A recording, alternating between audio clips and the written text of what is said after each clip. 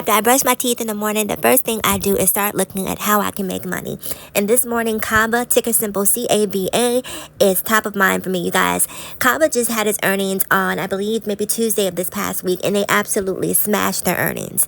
Now, as you can see based on the charts, in spite of them smashing their earnings, the stock peaked at around 170 and it's been on a downward trend since.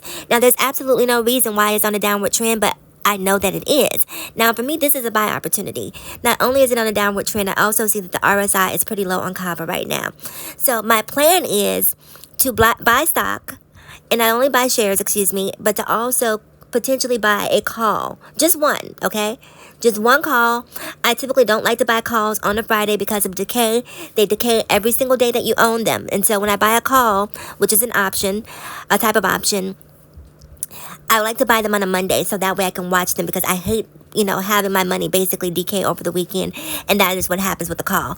But I like Cava so much that I'm willing to take the risk on this, and I'm going to take a very minimal risk, a very calculated risk. I'm not buying 12 options. I'm just going to buy one just to test the waters, and I'm buying that option all the way out into the middle of December so that it gives me some time to really see what this stock is capable of, because I'm very confident that we're going to see a bounce in Cava just based on the news stories alone. I'm going to post the news stories here so you guys can see some of those. But yes, Cava is definitely on my buy list. I am looking at it and heavily considering it. I've already actually put in a limit order for Cava for stock and both in options.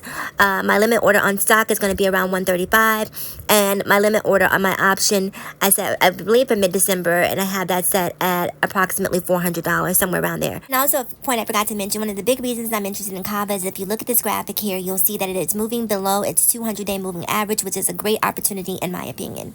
So let's talk about Tesla. I have been dancing with this devil for a couple of days now, so I've been watching it very diligently. I initially had a strike price set at $310 because I saw it coming down to the 310 range. Then when it got to 310, I moved it to 307. Not a whole lot of money, but every dollar counts. And then I said, no, I'm going to move. I started approaching 307. I then moved it to 290. And so right now I have my buy price set around 290, anywhere between 290 and 265. That's where I believe that Tesla is coming down to. So I'm going to just wait and be patient. That is one of the things that you have to remember. Again, not a financial advisor, you guys. So I'm not giving you financial advice. I'm just telling you what I do.